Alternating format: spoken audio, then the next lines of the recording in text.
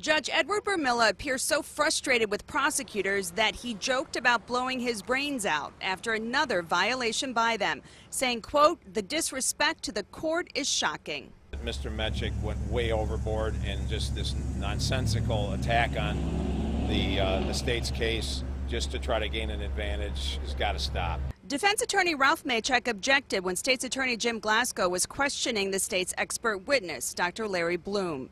Blum conducted the second autopsy on Kathleen Savio in 2007 after her body was exhumed. He ruled her death a homicide, not accidental drowning. As part of his investigation, Blum went to see the bathtub where Savio died. He described what he saw and then said he crawled into the tub. Well, that portion of his testimony was previously ruled inadmissible because it's outside his scope of expertise. Again and again and again and again and again, you know. It's recurrent theme. Yeah. Whoops, you did it again. What he did say is a healthy 40-year-old woman does not normally drown in the bathtub unless she has one of the 3 Ds: drinking, drugs, or disease.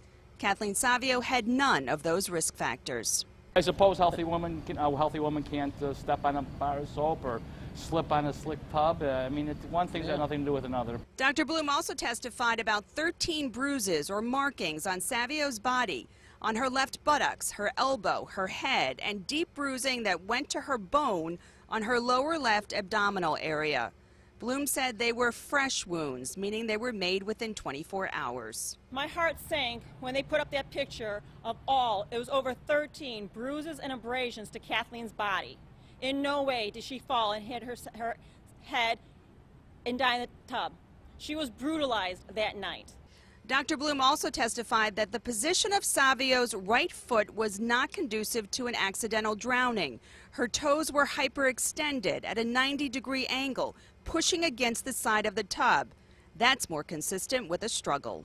The locations of these bruises first and the abrasions, they're 2 separate injuries to her body.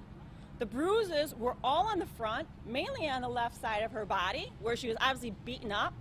And then on the back side was all the abrasions, where she was obviously dragged.